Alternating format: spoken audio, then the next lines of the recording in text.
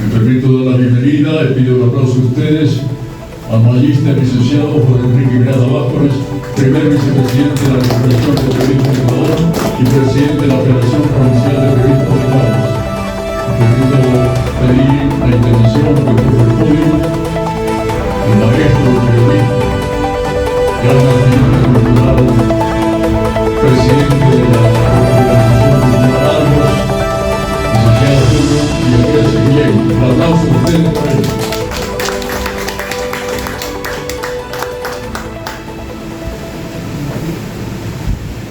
Compañero presidente de la gloriosa Confederación de Periodistas de Ecuador, compañero vicepresidente del comando Guaya Manaba, compañeras y compañeros, poetas, periodistas y activistas culturales, mi cuadro y doña Catalina García, compañeros periodistas que nos siguen a través de las redes sociales. El legado de Eugenio Espejo sigue vigente, porque hay que ser claro que el periodismo toda la vida ha sido, es y será político. Aquellos que niegan que el periodismo no es político será porque le dan vergüenza y porque son parciales con la mentira. El periodista siempre estará a favor de la verdad. No digo que el periodismo, y le decía a mis estudiantes, es dueño de la verdad, está siempre buscando la verdad. Y en la medida que se acerca a la verdad, es objetivo. Pero el periodismo es totalmente subjetivo. Esas máximas y ese legado de Eugenio Espejo sigue vigente en el siglo XXI, donde la comunicación tradicional ha entrado en crisis. Y ya andan por ahí diciendo que el periodismo ya no existe porque en las redes sociales cualquier ciudadano puede ejercer la libertad de opinión. ¿Este es el objetivo? Sí, nos han golpeado fuertemente las redes sociales. El tiraje de los periódicos, veamos el diario. Cuando yo me inicié y lo dirigí a don Pedro Zambrano Izaguirre, los días domingos tenía un tiraje de 25.000 ejemplares y diariamente tenía 15.000 ejemplares. Y hoy día vean el tiraje que tiene esta primera. ¿Cuánto tiene, compañero Gómez, en día de la edición? 12.000 ejemplares. No pasa eso. Saludo también a Carlitos Intriago, otro periodista combatiente. Nada era político, totalmente la autonomista de antes me encontré con su hijo Fidel y me dio una buena noticia, hay que traerlo acá. Me dice que sigas pintando, y el género más difícil de la pintar es la acuarela. Bueno, así somos nosotros de informales, leímos en esta gran familia de la Confederación de Periodistas. Compañeros, no nos asustemos frente al avance de la multimedia y el periodismo digital. Lo que tenemos que hacer desde la Confederación de Periodistas del Ecuador, y me comprometo a aportar en eso, a elevar el nivel académico de nuestros agremiados y fortalecer con nueva sangre esta confederación. Porque aquí queremos reunirse al terminar ya.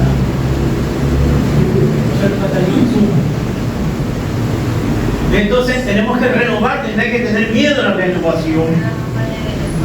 Tenemos que emigrar también a las nuevas tecnologías, hacer el periodismo digital, pero no podemos decir lo que decíamos hace 20 o 30 años, que yo le decía a los estudiantes en esa época, que la prensa escrita sobre todo no podía quedarse en el qué, quién, cómo, cuándo y dónde. Y ya era necesario responder a otras interrogantes, el por qué y el para qué. En esa época yo le decía a mis estudiantes que era sobre todo el reto de la prensa impresa frente a la televisión y a la radio, que ya en ese momento decía, respondían a esas tantas clásicas del periodismo. Y ya escuchaba antes que decía que el lenguaje literario. Tengo un profesor que yo, que por respeto ya está muerto, yo tenía fuerte de parte, me mandaba a leer decía, está hermoso tu crónica como estudiante de periodismo, pero no es periodismo porque tiene lenguaje literario, porque son paródicas.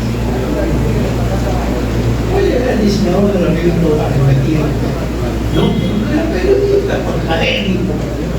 Y yo le traía el ABC, el Clarín de Buenos Aires, en que eran crónicas profundamente literarias. Y ayer escuchaba una entrevista al Papa Francisco y que decía que un sacerdote en los seminarios que no lee Dostoyevsky es un magnífico, que no más sabía rezar. Imagínese usted un periodista que no lea poesía. Los grandes periodistas han sido literarios. Mario Benedetto, Pablo Neruda, y veamos el ensayista. Saludamos a la poeta Elvita que acaba de ingresar. Póngase al lado de Dios 4, por favor. Acá de la poeta le está dando. Bueno, entonces miren ustedes, el compañero nos dice el rol del periodismo en estos tiempos. Tenemos que volver a la literatura. Los contenidos no pueden ser de chisme, qué, quién, cómo, cuándo, para parándolo. Sí, hay que responder. Pero nos quedamos con más, la gente quiere por qué y el para qué. Incluso en las redes sociales. Y de eso no vamos a diferenciar de los piratas. Los piratas no entienden, no interpretan, porque tienen un nivel muy superficial. Son chismosos. Pero los comunicadores sociales tenemos que estar profundamente enraizados en la realidad nacional. Y para saber realidad e interpretar la realidad nacional tenemos que saber sociología. Tenemos que tener conocimiento de antropología cultural. Tenemos que ser hombres de literatura y mujeres de literatura. De lo contrario, estaremos condenados a simplemente a ser chismosos y nadie, nuestros perceptores, en otras palabras, los que reciben nuestros mensajes, no tendremos credibilidad y credibilidad a los chicos. La estética, la belleza literaria y el periodismo tienen que renovarse. Y eso está vigente. Vean ustedes el miraje de Clarín de Buenos Aires. Ha disminuido, pero no tanto como un porcentaje con el resto de América. O el ABC de España. Ha disminuido, pero no tanto porcentualmente como lo que pasa en América Latina.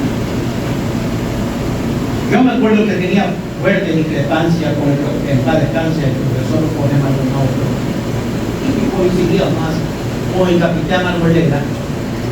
En esa época el diario tenía un suplemento que era profundamente cultural, el Mundo, ¿se acuerdan del Mundo? Y ahí se publicaban poemas, novelas cortas. A mí me gustaba, pero me gustaba la gente de doña Celia García, ¿no? Las novelas rosas eran nuestra Corín Tellado de Manavita, pero nada. Farándula, ¿cómo se llama? Farándula, no, como que no tenía fuerte discrepancia. No, el lenguaje escoba no es para el periodismo, eso le hace mucho daño también al periodismo. Sexista, machista, eso no puede ser. Hablando de sexismo y machismo también a la oralidad, a la vida le ha hecho mucho daño. Los falsos amorfinos, que yo discrepaba con mi amiga Celia García, que decían que el Grácula y los ponientes le dieron homenaje a Clima, ¿cómo se llama? Clima Mora, porque destruían la oralidad manavita. El amor fino, no era nada de amor ni nada de fino. Violento, machista, elitista. Pues me hacen ir por el tema. Pero bueno, hoy día quiero reflexionar y permíteme, discúlpenme que había entendido sobre el rol del periodismo en los tiempos modernos, en el siglo XXI. Y me van a hacer parir porque voy a ser martillo. No pensaba intervenir, pero estoy inspirado sobre los desafíos frente a la multimedia, frente al siglo XXI y el rol que deben jugar organizaciones que están modificando tanto la Confederación de Periodistas como la Unión Nacional de Periodistas de la Información. Silenciado, ni qué decir frente a la descomposición del Estado ecuatoriano. Miren ustedes, en medio de 48, 3 vicepresidentas. Terrible. La prensa, no podemos estar indiferentes a esta situación. Hemos sido muchas veces hombres en la dictadura constitucional, pseudo constitucional de Rafael Correa. Yo no soy imparcial, o si soy parcial, tenemos que tomar partido a favor de Martín. El centralismo. Por ahí vi a Héctor Fernández que hablaba de que hay que recuperar las instituciones, dice que el campo político, siempre he sido con nombre de apellido. Nos robaron nuestras instituciones, nos robaron el CRM, nos robaron la Junta de Recursos Hidráulicos. Y el problema no era que había corrupción ahí, esas instituciones por sí eran corruptas, eran los que llegaban ahí que eran los corruptos. Tenemos que nos devuelvan nuestras instituciones físicas, como el CRM y la Junta de Recursos Hidráulicos. Tenemos que recuperar el puerto de Manta. Hablamos del aeropuerto de transferencia, del aeropuerto internacional, y no hablamos del puerto. Los chinos cuando quisieron hacer el puerto, que hicieron ahora en el lo querían hacer en el Madrid, completamente entre Manta y Calamicó. Eso lo llevaron. Porque aquí Correa no le interesaba ni a Glass que Manabí le pegara. Y esto no es solamente con el Correa. Hay un edicto real de que estaba prohibido hacer puertos internacionales al norte del país. Por eso que los periodistas tenemos que luchar para recuperar nuestras instituciones manavitas, incluido el puerto de Manta, incluido los recursos hidráulicos, y algo que Pedro Zambrano La Pente está levantando muy bien con el Frente Cívico y que nosotros también apoyamos, que es la descentralización con el gobierno local, el poder local, controlar nuestra realidad. Y la educación y la cultura. Los programas de estudios nos hablan de una cultura manga o alcalica, la cual nunca ha existido. Las culturas que debemos sentirnos orgullosos en la historia, que son más antiguas que los chilis, que los cañaris, y que hay evidencia arqueológica. Es la más actual que no solamente era Ecuador, sino América Latina. En San Isidro, eso tenemos que levantar con fuerza nuestro patrimonio prehispánico. Hasta el Chihuahua no han robado visible los negritos hasta el Chihuahua. Miren yo lo primero, los españoles o los negros. Los españoles aquí encontraron fue de Chihuahua la adoración a la luz. Miren, por lo tanto la educación es otra cosa que debemos asumir los managers, esa competencia. No digo la comisión del Estado ecuatoriano, pero sí avanzar hacia la descentralización y la autonomía, porque Manabí es importante. Muchísimas gracias. Feliz día.